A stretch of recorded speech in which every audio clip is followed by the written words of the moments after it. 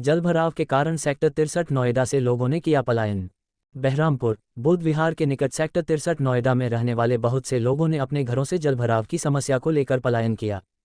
आपको बता दें कि इस क्षेत्र के बिल्कुल साथ से ही हिंडन नदी का प्रवाह है, जिसमें जल प्रभाव अधिक होने के कारण इस क्षेत्र में अधिकतम एरिया में जलभराव की समस्या हो गई है और हिंडन नदी का पानी लोगों के घरों तक आ गया है, जिसमें जो लोग सामर्थ्य है वह तो दूसरी जगह पर या अपने जानकारों के यहाँ शिफ्ट हो गए, परंतु बहुत से लोग ऐसे हैं जो मजबूरी में उसी समस्याओं में और जन सुविधाओं की अपेक्षा में अपना जीवन व्यापन कर रहे हैं।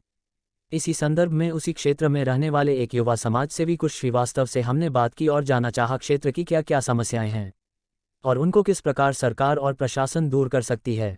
हमारी भी प्रशासन और सरकार से अपील है कि इस क्षेत्र में विशेष तौर पर संज्ञान लेते हुए समस्याओं को जल्द से जल्द दूर कर सकें, जिससे आम जनता मूल सुविधा के साथ वहां पर अपना जीवन व्यापन कर सके। मुकेश जौहरी की विशेष रिपोर्ट। साथ इस समय है कुश श्रीवास्तव, जो कि बहरामपुर के पास बुद्ध विहार है, वहाँ पे रहते हैं और जो कि सेक्टर 63 नोएडा में लगती है जगह, और वो बिल्कुल हिंडन नदी के आसपास है।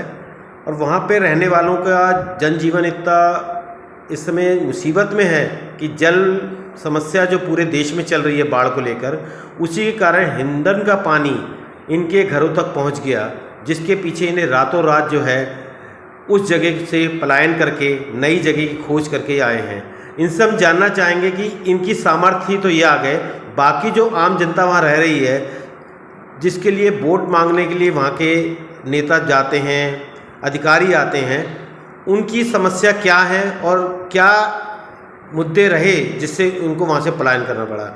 और हम बता दें कि ये जो है पूर्व वहाँ से इन्होंने पार्षदी का विधायक का इलेक्शन भी इन्होंने लड़ा था और एक समाज सेवी भी रहे हैं क्षेत्र में, और ये चाहते हैं उस क्षेत्र की समस्या जो है उसको ये दूर करने में अपना पूरा सहयोग दें। कुश कुमार जी नमस्कार। क्या समस्या रही है जो आप वहाँ से एकदम आपको पलायन करके यहाँ आना पड़ा? सर, वहाँ समस्या सबसे बड़ी ये रही है, जो नदी के किनारे जो डेवलप किया गया है वहाँ पे, तो उसमें से हमारा भी घर था, जो हिंडन नदी के साथ में था। ये बुद्ध विहार सेक्टर 63 में लगता है। हम भी वहाँ रह रहे थे। पानी बहुत तेज़ी से जब बाढ़ आया तो हमारे घर तक आ गया। बहुत से जो मजबूरी में रहने वाले लोग वो तो नहीं कहीं जा पाए।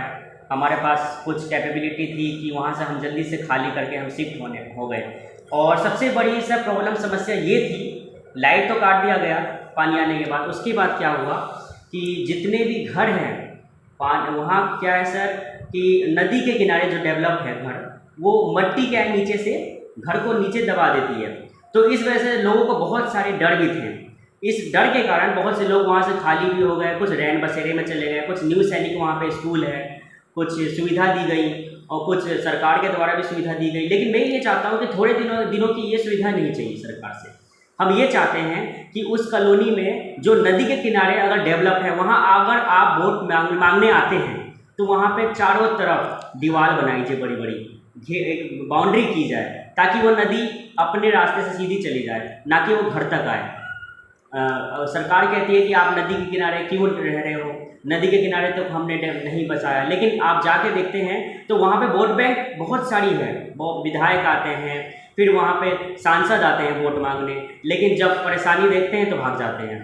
मैं ये भी कहना चाहूँगा, आप जब बुद्ध विहार सेक्टर 63 के लिए 25 फुटे रोड पे आते हैं, आर्यभट्ट से स्कूल से लेके हमारे घर तक, और 25 फुटा रोड तो ठीक है, लेकिन उससे पहले रोड की हालत देखेंगे बहुत बुरा हाल है और कई सालों से है ये। आपने कहा कि वो कहते हैं कि यहाँ रहने की जगह नहीं है, तो जब कॉलोनी बस रही थी तो सरकार ने संज्ञान क्यों नहीं लिया?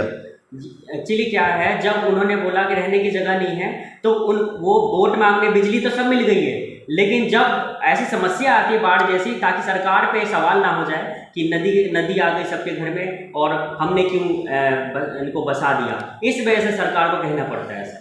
और मजबूरी में लोग क्या करते हैं, जो अभी भी आप जाके देखेंगे जब बाढ़ का पानी आया हुआ है तो बेचारे लाइट बिना और घरों में पानी घुसा हुआ है और सांप अंदर घुसे हुए हैं लोगों के घरों में। आप जाके पड़ताल कीजिएगा तो घर घर में सांप घुसे हुए, कीड़े मकोड़े घुसे हुए, बहुत बुरा हाल हो गया था।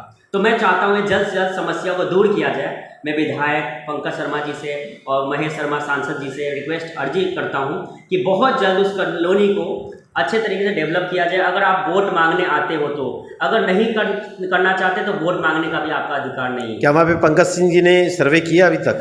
पंकज सिंह ने भी किया, सांसद भी आए, वहाँ पे डीएम भी आए, लेकिन बस आके चले जाते हैं, वोट मांगने भी आए थे। लेकिन हम तो जब मानेंगे जब उसको हमारे तरीके से या जो लोग रह रहे हैं उनकी सहूलियत दिया जाए, उनके सहूलियत को सही किया जाए, तब मैं मानूंगा कि हाँ सरकार मतलब आए हैं, आश्वासन दिया है, उसके अलावा भी कोई धरातल पे कार्य नहीं हुआ, आपका कहना ये कार्य है? नहीं हुआ। आश्वासन रोज देते हैं, आश्वासन आते हैं, देते हैं, फिर चले जाते हैं। लेकिन मैं कहूँगा, विनती है मेरी सरकार से, जो सत्ते में है अब अभी, वो थोड़ा सा जल्दी से जल्द काम किया जाए ताकि लोगों को परेशानी में ना होने पाए, क्योंकि वोट मांगने तो सबसे पहले आते हैं लेकिन काम कोई नहीं कर पाता। वोट मांगने सब आ जाते हैं, उस पर काम नहीं किया जाता, ये कहना है कुश श्रीवास्तव जी का। हम भी अपने चैनल की तरफ से अपील करना चाहेंगे कि जो वहाँ आम जनता रह रही है उसके हितों का ध्यान रखते हुए और उनकी जान माल का ध्यान रखते हुए इस संदर्भ में सरकार और प्रशासन जल्द से जल्द संज्ञान लेते हुए वहाँ पे अपनी कार्रवाई करे। बहुत बहुत धन्यवाद कुश।